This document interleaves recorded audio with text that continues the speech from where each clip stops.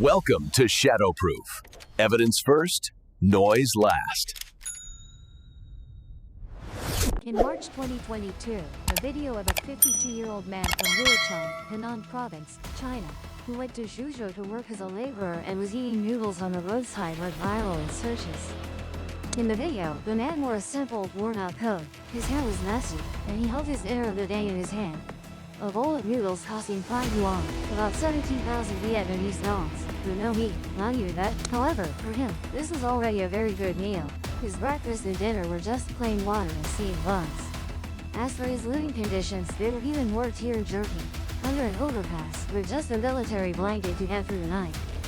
He had been there for 5 days, earning 200 yuan, about 700,000 Vietnamese dollars. After buying some necessities, he only had 50 to 60 yuan left, about 200,000 Vietnamese dollars. And the man told a reporter that to earn his 200 yuan, he had to do heavy labor for an entire day. Heavy labor here means the hardest work on a construction site, such as carrying cement or sandbags. Any task that required a lot of effort had to be done. Although life had left him breathless, in the video, the man was very composed, his face always smiling, without any anger. He told the reporter several times that this meal was bought by himself, not given by others or picked up from somewhere. Some said they saw the confidence to survive in difficult circumstances in his uncle. Others said they saw the hardship of parents working away from home. But in reality, this uncle might not be among the poorest group. In the report, the poverty and shared prosperity mentioned in the World Bank's 2018 report on poverty pointed out that nearly half of the world's population, about 3.4 billion people, are still struggling to meet basic life needs.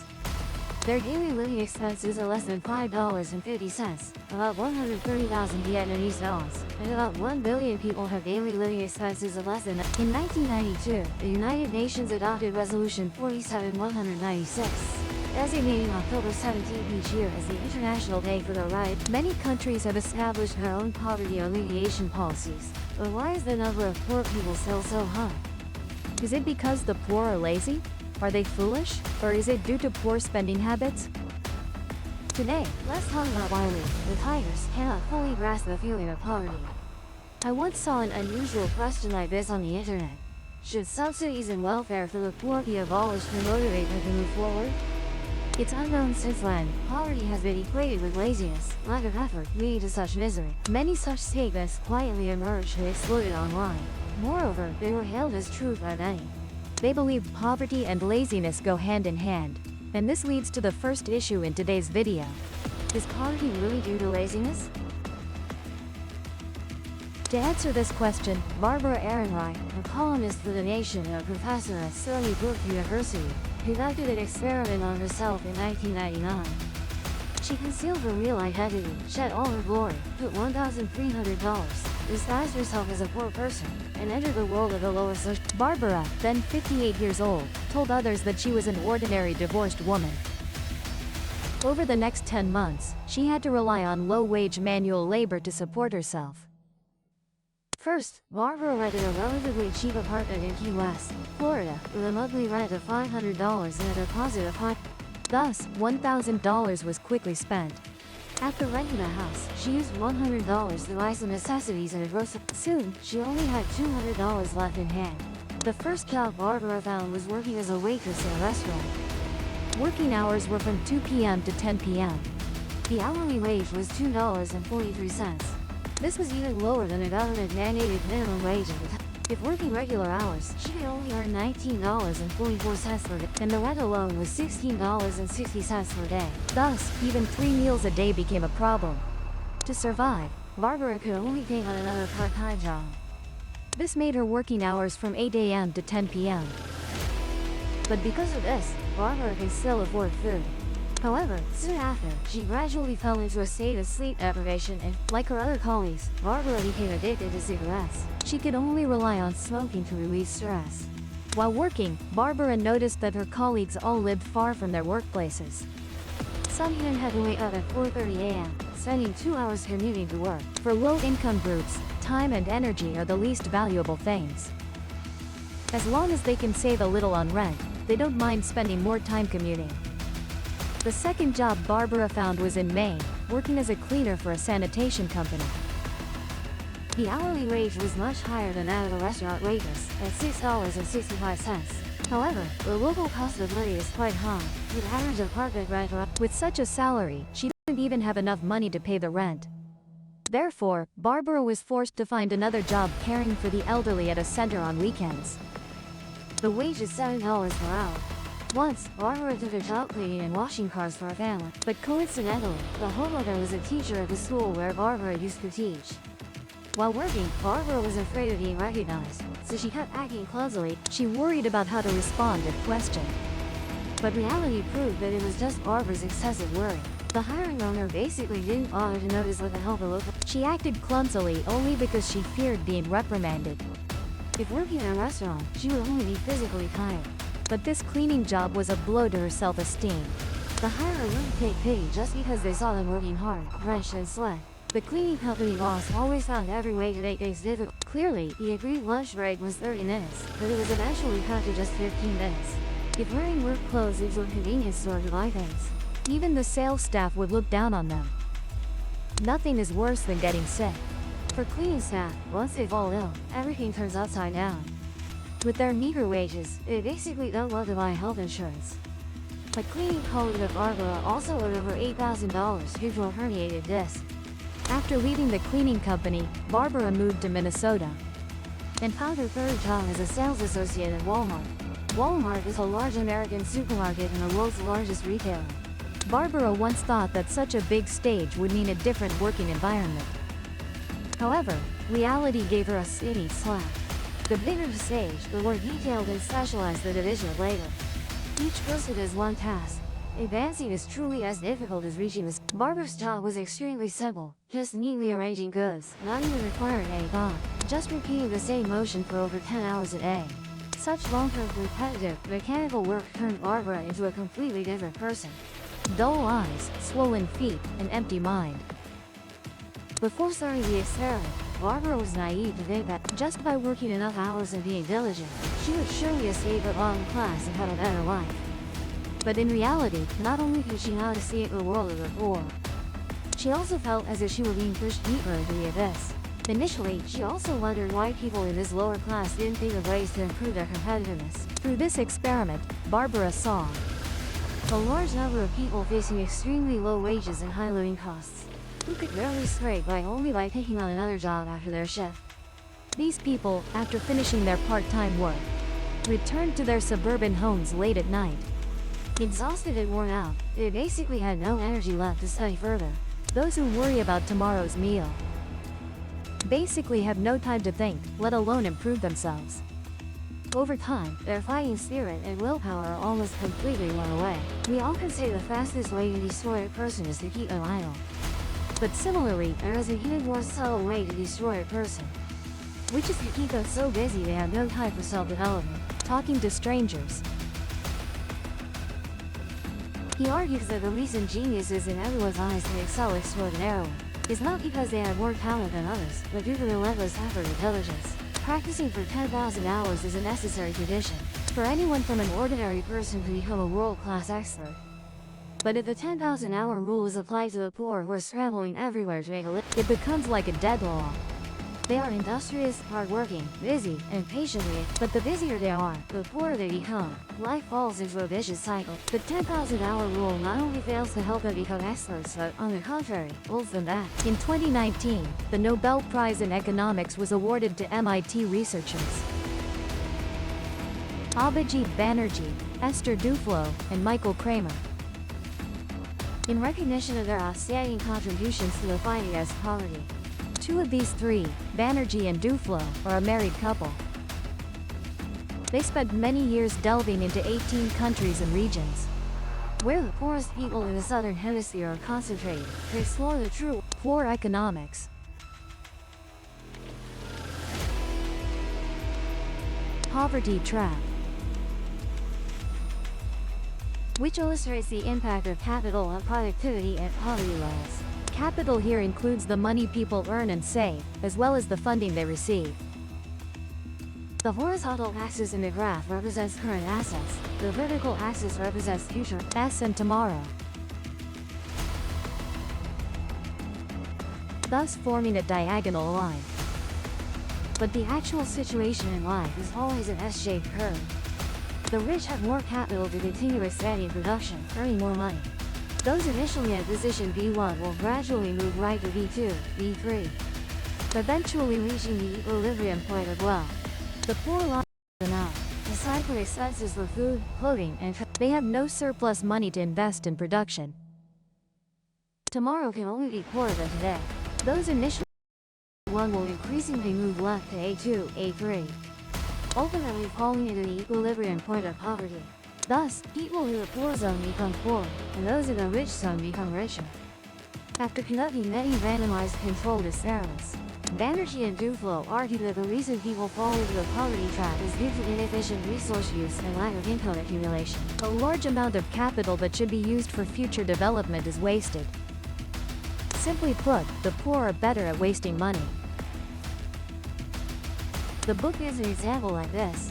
Once, Banerjee and Duflo went to a poor village in Morocco, North Africa, for a survey. They found many children that were malnourished. The villagers had no money to buy food, but almost every household had a TV. TV cannot change their economic situation, but good nutrition can improve labor productivity. Why do they save money for a long time to buy a TV instead of improving nutrition? When asked, the villagers said TV is even more important than food. In life, we are not short of such people around us. They scrimp daily but save for months, even a year's salary, to buy an iPhone, an LV bag, or hold a lavish wedding. A single slip can burden over nets, making it hard to save step by step. It seems the poor desire luxury products more than the rich. This video is the poor.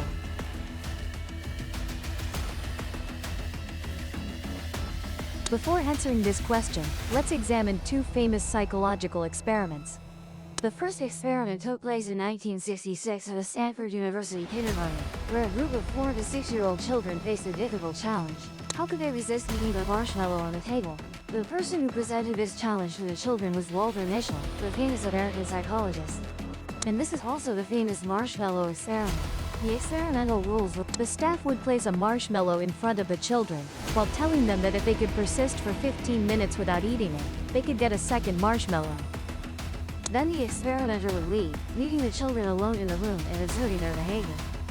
The results showed that only 1/3 of the children successfully completed the challenge and obtained the second marshmallow. But the experiment did not stop there. Later, Mischel's team continued to follow these children as the children who, when young, could resist eating the marshmallow longer, tended to have better life achievements after growing up. For example, higher SAT scores, healthier BMI. Just waiting an extra 15 minutes could make someone a winner. The experimental process was so simple, the results so astonishing. Once the marshmallow experiment was made public, it immediately attracted strong public. Professor Mischel's thesis has been cited countless times. In the thesis, Professor Mischel proposed a concept, delayed gratification. A person with self-control ability, who can resist immediate temptation, is more likely to succeed. That's future. Professor Mischel.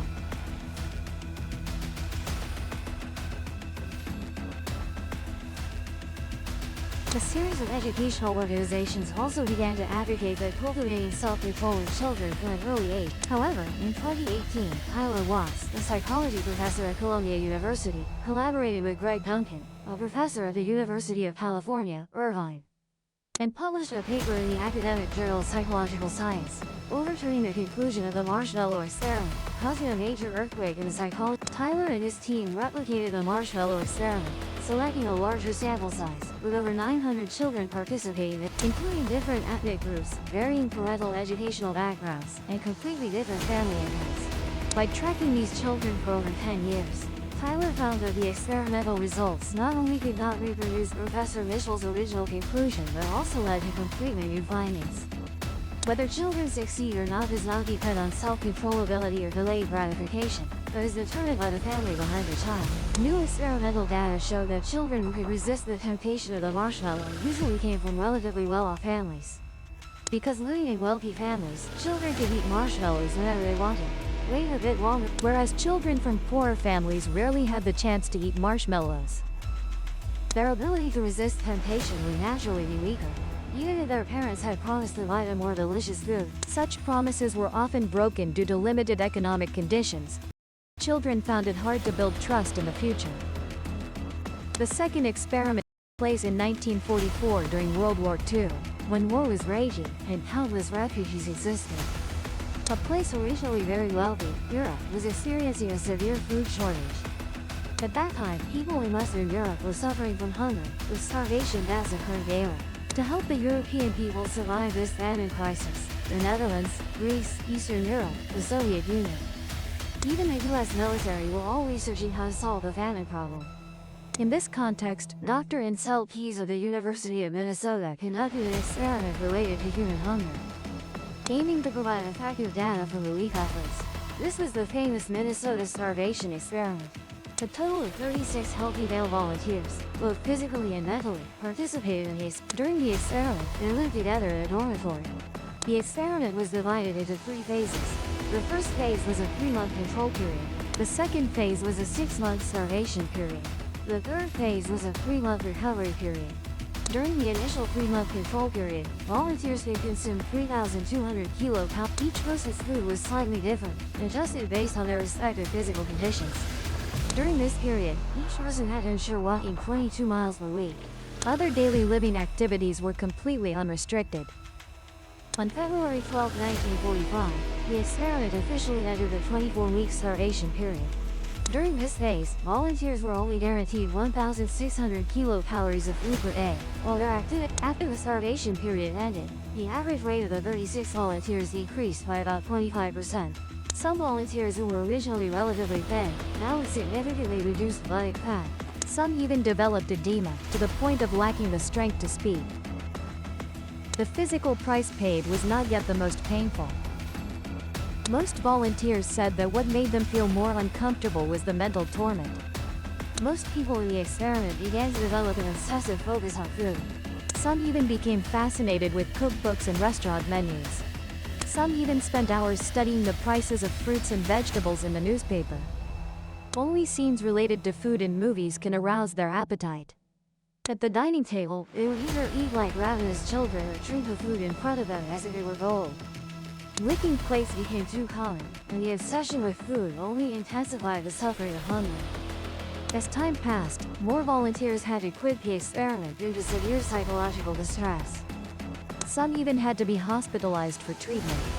After surviving that horrific period, during the 3-month recovery phase, the volunteers' moods gradually stabilized, but the state of semi-starvation still left them with long-term forgetfulness. They could no longer distinguish between hunger and normal appetite.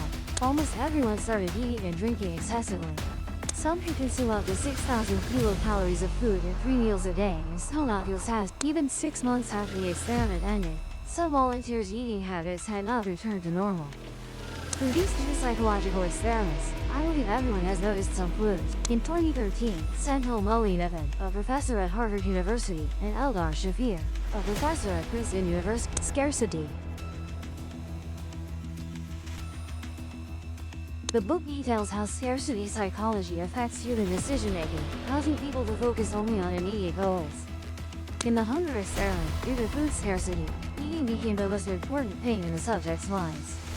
Other aspects of life became dull and uninteresting. It was like looking through a tube. The world outside the tube was invisible. Scarcity psychology regarding a certain resource also creates such a narrow mental focus, causing people to excessively pursue that resource, thereby losing overall and long-term judgment. Self-control is always an extremely precious quality. Yet, people living in extreme poverty constantly have to mobilize their self-control. Drinking clean water or having a full meal is a luxury. When human willpower is depleted, they tend to choose easy tasks today and postpone difficult ones until tomorrow. But when poor children face marshmallows, if they are unsure about getting the first one, then the second one no longer matters to them. So, don't say that the poor are inherently lacking in self-control or are short-sighted. It is scarcity psychology that keeps them preoccupied with immediate difficulties, preventing them from considering the future, let alone planning for it. This is why John Orwell said that the essence of poverty is destroying a person's future. Another concept closely related to scarcity psychology is mental bandwidth. In their book, The Energy and Do Flow also mention an example. In Zambia, Africa, a large number of children suffer from dysentery every year, mainly due to drinking contaminated water. But the cost of water purification is actually very low. Thanks to years of effort by International Population Services, the price of water purification tablets has dropped to equivalent to 18 cents, or the cost of one meal. For just 18 cents, a family of 6 can buy enough disinfectant for a month. However, even so, only 10% of families use disinfectant. They would rather risk dysentery than utilize the cheap, available resources. Scarcity.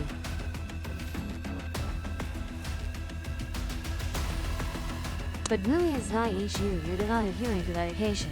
The situation with tuberculosis patients not taking medication on time is Although people from all income levels may forget to take their medication as prescribed, the dropout rate is highest among the poor. AIDS, diabetes, tuberculosis, one disease after another, the same pattern repeats. The poor don't take medication not because these drugs are too expensive for them. Many drugs are simply cheap antibiotics. They don't take them purely because they forget. Similarly, the poor in Zambia don't use water purification tablets not because they are too expensive to afford. And this leads to the third issue in today's video. Are the poor poor because they are foolish and lazy? Scarcity.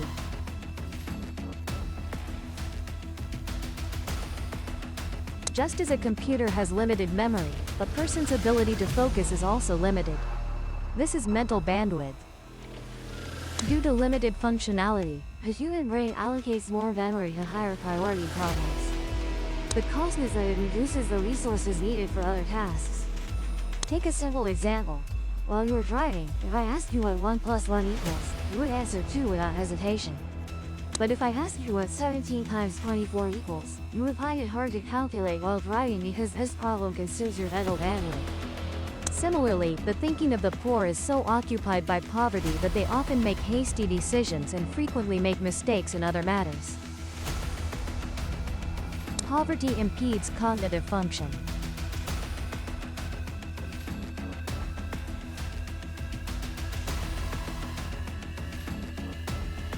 The subtext for 464 sugarcane farmers in India. Every year during the harvest season, sugarcane farmers receive 60% of their annual income at once. This means that within a year, they have a period of relative wealth and another period of relative poverty. The psychologists asked the sugarcane farmers to take tests on management and cognitive abilities before and after the harvest. The results were astonishing. The IQ scores of sugarcane farmers before the harvest were 13 points lower than after. If it weren't for the curse of poverty constantly tormenting these poor people, they might not necessarily be more foolish than the rich. To reiterate, the difference between the rich and the poor is actually much smaller than we imagine. The biggest difference is probably that the poor are born too poor. So far, we have been discussing absolute poverty. That is, those who can hardly meet the basic needs of life. But if you can watch this video on a smartphone or computer, I think you are definitely not in a state of absolute poverty. However, perhaps many people still feel very poor. Those who feel this way, if you don't mind, can comment below. And what is it that makes 90% of people in modern society unable to escape relative poverty psychologically? I wonder if anyone has noticed this phenomenon. Our lives were quite lacking when we were young, but very few people suffered mentally because of this poverty. Take my childhood as an example. Mobile phones didn't exist back then, and the most valuable electronic item at home was a TV. What I looked forward to most as a child was the Lunar New Year, because only then could I truly eat a good meal and get new clothes. Almost all my toys back then were homemade. Such a childhood might seem very boring in the eyes of today's children. Yet every time I recall my childhood, I feel it was the happiest time, and I never felt my family was poor. The reason was that every family was equally poor back then. You and I were all the same. Without comparison, there is no suffering. One-dimensional man.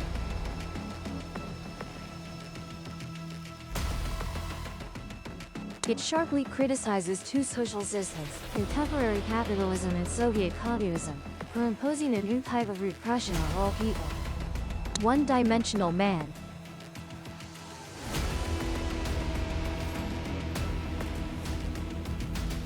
Creating a comfortable but unfree living environment for the masses. At the same time, it restricts human character and consciousness. Critical power is lost, material standards become a measure of everything, and everyone becomes a one-dimensional person, causing them to develop needs that are neither real nor necessary. This might sound a bit confusing. Let me give a simple example.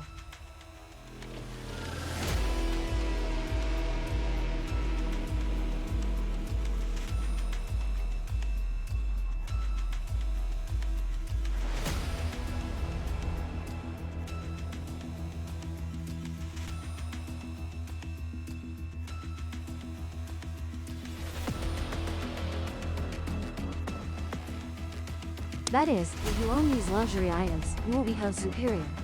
But in reality, what is the essence of a wristwatch? It tells you the time. What is the essence of a handbag? It holds things. A watch worth hundreds of millions versus one worth a few million. A bag worth tens of millions versus... There is essentially no difference at all. It's just that modern society has added too much meaning to them. Marcuse believed that advanced industrial society has transformed into a new form of totalitarianism. Speaking of totalitarianism, we might think of Nazi Germany, fascism, where the masses have no private space, no freedom, and the rulers have absolute power. But think about it, isn't modern society the same? Materialism has become the sole value orientation. Capitalists paint a big, tempting pie for us, making everyone believe that wearing a Rolex watch or carrying a Chanel bag can break down the barriers between different social classes. In reality, it leads us into the trap of consumerism. We not only become slaves to material things, but also lose the right to define concepts related to dreams or success. False needs can create a superficially prosperous and developed society, but they cannot bring happiness and satisfaction to people's hearts. This is why most of us cannot escape the feeling of poverty. Perhaps even against the absolute poor population, but relative psychological poverty can never be extinguished. Because what truly makes us suffer is not destitution but comparison. Human desires are endless. Wealth is like a carrot dangling in front of a donkey. It keeps hope and longing alive in our hearts, yet we can never truly attain it. This is why the richer material life becomes, the greater the pressure on people. So how should this problem be solved? Unfortunately, Marcuse did not provide a feasible solution. Perhaps this problem itself cannot be solved without a fundamental change in the social structure. Let's return to the 52-year-old uncle mentioned at the beginning of the video. Let's say in goodbye, the reporter even gave him 200 yuan. What would I do with your money? If that.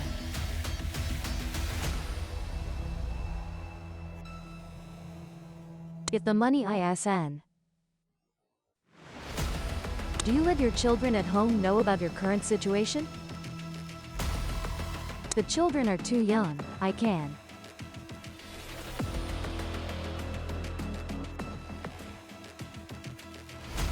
The harsh reality forces us to bow before money.